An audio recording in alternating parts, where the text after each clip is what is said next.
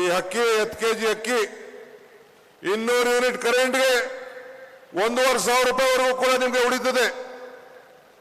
ಇದಲ್ಲದೆ ನನ್ನ ತಾಯಿಂದಿರು ಮಕ್ಕಳ ವಿದ್ಯಾಭ್ಯಾಸ, ಗ್ಯಾಸ್ 450 ರೂಪಾಯಿ ಇದ್ದಿದ್ದು 1,300 ರೂಪಾಯಿ ಆಗೋಯ್ತು. ಎಲ್ಲ ಬೆಲೆಗಳು ಎಲ್ಲ ಎಣ್ಣೆ 90 ರೂಪಾಯಿ ಇದ್ದಿದ್ದು 200 ರೂಪಾಯಿ ಆಗೋಯ್ತು. ಎಲ್ಲ ಬೆಲೆಗಳು ಪದಾರ್ಥಗಳೆಲ್ಲ ಜಾಸ್ತಿ ಆಗೋಯ್ತು. ಏನು ಮಾಡಬೇಕು? ಆರ್ಥಿಕವಾಗಿ ಶಕ್ತಿ ತುಂಬಬೇಕು ಆ ತಾಯಂದಿರಿಗೆ. ಇವತ್ತು ಇಂದಿರಾ ಗಾಂಧಿಯವರ ಕಾಲದಲ್ಲಿ ಬ್ಯಾಂಕಿನ ರಾಷ್ಟ್ರೀಕರಣ ಆಯಿತು. ಈಗ ನಾವು ಹೆಣ್ಣುಮಕ್ಕಳಿಗೆ ಶ್ರೀಶಕ್ತಿ ಸಂಘಗಳನ್ನ ಪ್ರಾರಂಭ ಮಾಡಿಸ್ತು. ನಿಮ್ಮಲ್ಲೇ ಬಡ್ಡಿ ತೆಗೆದುಕೊಂಡು ನಿಮ್ಮಲ್ಲೇ ಸಂಘಟನೆ ಮಾಡಿಕೊಂಡು ನಿಮ್ಮಲ್ಲೇ ಬದುಕಿ ಅಂತೇಳಿ. ಆದರೆ ಮುಂದಕ್ಕೆ ಇನ್ನೊಂದು ಹೆಜ್ಜೆ ಹೋಗಿ ನಿಮ್ಮ ಮೇಲೆ ವಿಶ್ವಾಸವನ್ನು ಇಟ್ಟು, ನನ್ನ ತಾಯಂದಿರ ಮೇಲೆ ವಿಶ್ವಾಸವಿಟ್ಟು, ಹೆಣ್ಣು ಕುಟುಂಬದ ಕಣ್ಣು ತೀರ್ಮಾನ ಮಾಡಿ ಭಾಗ್ಯದ ಲಕ್ಷ್ಮೀ ಬಾರಮ್ಮ ನಮ್ಮಮ್ಮ, ಭಾಗ್ಯದ ಲಕ್ಷ್ಮೀ ಬಾರಮ್ಮ.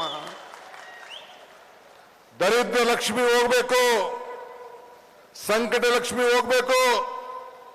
ಎಲ್ಲ ಲಕ್ಷ್ಮಿಗಳನ್ನ ದೂರ ಹೋಗಿ ನಿಮ್ಮ ಮನೆ ಬೆಳಕನ್ನ ತುಂಬಬೇಕು, ಭಾಗ್ಯ ಆಗ್ಬೇಕು ನಿಮ್ಗೆ ಅಂತೇಳಿ ಈ ಗೃಹಲಕ್ಷ್ಮಿ ಯೋಜನೆಯನ್ನು ತಂದು 1,10,00,000 ಮಹಿಳೆಯರಿಗೆ ಇವತ್ತು ನೇರವಾಗಿ ಯಾರಿಗೂ ಕೂಡ 1 ರೂಪಾಯಿ ಲಂಚ ಕೊಡದೆ ನಿಮ್ಮ ಅಕೌಂಟ್ಗೆ ಹಾಕುವಂತ ಒಂದು ತೀರ್ಮಾನ ಇಡೀ ರಾಷ್ಟ್ರದಲ್ಲಿ ಒಂದು ಇತಿಹಾಸ, ಇಡೀ ರಾಷ್ಟ್ರದಲ್ಲಿ ಒಂದು ಇತಿಹಾಸ.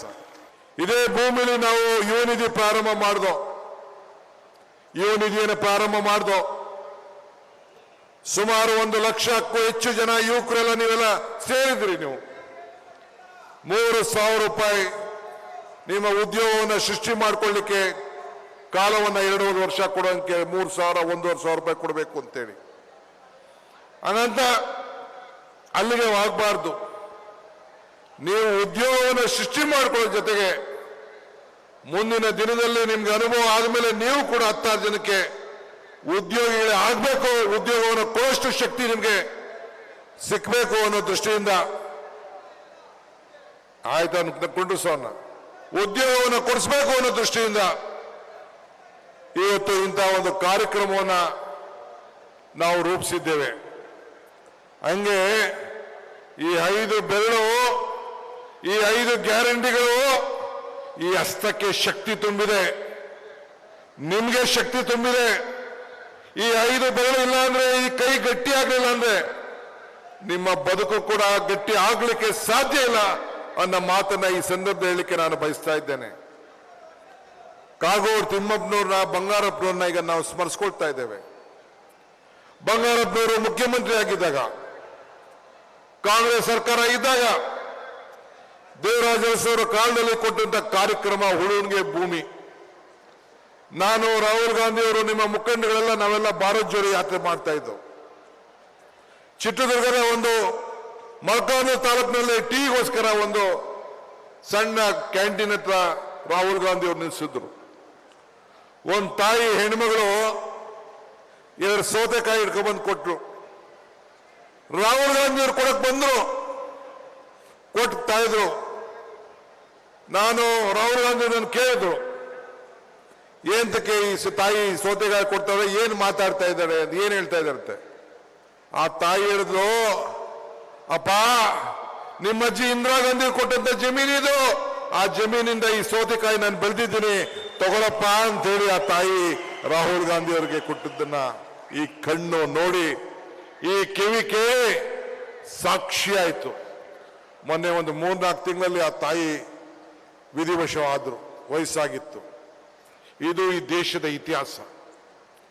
ಈ ಊರಿಗೆ ಭೂಮಿ ಇವತ್ತು ಅರಣ್ಯ ಇಲಾಖೆಯಲ್ಲಿ ಕೇಂದ್ರ ಸರ್ಕಾರ ಪರಿಶಿಷ್ಟ ಜಾತಿ, ಪರಿಶಿಷ್ಟ ಪಂಗಡದವರಿಗೆ, ಇವತ್ತು ಪರಿಶಿಷ್ಟ ಪಂಗಡದವರಿಗೆ 25 ವರ್ಷ ಆಗಲಿ 75 ವರ್ಷ 3ನೇ ತಲೆಮಾರಿಗೆ ಭೂಮಿಯನ್ನು ಕೊಡಬೇಕು ಅಂತೇಳಿ ಕಾನೂನನ್ನು ತೆಗೆದುಕೊಂಡು ಬಂದು, ನಾನು ಇವತ್ತು ಹೇಳ್ತಾ ಇದ್ದೇನೆ, ಮುಂದಿನ ದಿನದಲ್ಲಿ ನಮ್ಮ ಪ್ರಣಾಳಿಕೆಯಲ್ಲಿದೆ, ನಾವು ಕೇಂದ್ರ ಸರ್ಕಾರಕ್ಕೆ ಎಲ್ಲರಿಗೂ ಕೂಡ, ಎಲ್ಲ ಜಾತಿ ಎಲ್ಲ ವರ್ಗದವರು ಕೂಡ 25 ವರ್ಷ ಮಿತಿಯನ್ನು ಇಟ್ಟು ಎಲ್ಲರಿಗೂ ಕೂಡ ಅರಣ್ಯ ಜಮೀನಿನ ಹಕ್ಕನ್ನ ಕೊಡಬೇಕು ಅಂತೇಳಿ ನಾವು ನಿರ್ಣಯವನ್ನು ಮಾಡಿ ಕಳಿಸುವಂತ ಒಂದು ತೀರ್ಮಾನವನ್ನು ನಾವು ಬದ್ಧರಾಗಿದ್ದೇವೆ.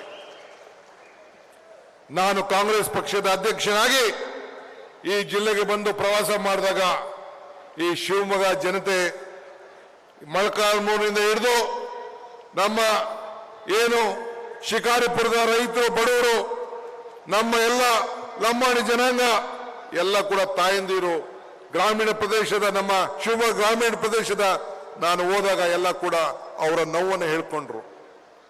ನಾನು ನಮ್ಮ ಅರಣ್ಯ ಇಲಾಖೆ ಅಧಿಕಾರಿಗಳಿಗೆ ಹೇಳ್ತಾ ಇದ್ದೀನಿ, ನಮ್ಮ ಫಾರೆಸ್ಟ್ ಇಲಾಖೆ ಅಧಿಕಾರಿಗಳಿಗೆ ಹೇಳ್ತಾ ಇದ್ದೀನಿ, ಜಿಲ್ಲಾಧಿಕಾರಿಗಳಿಗೆ ಹೇಳ್ತಾ ಇದ್ದೀನಿ, ಯಾವ ಕೂಡ ಈ ಬಡವರನ್ನ ಒಕ್ಕಲೆಬ್ಬಿಸುವಂತ ಕೆಲಸ ಈ ಸರ್ಕಾರದಲ್ಲಿ ಅವಕಾಶ ಕೊಡುವುದಿಲ್ಲ.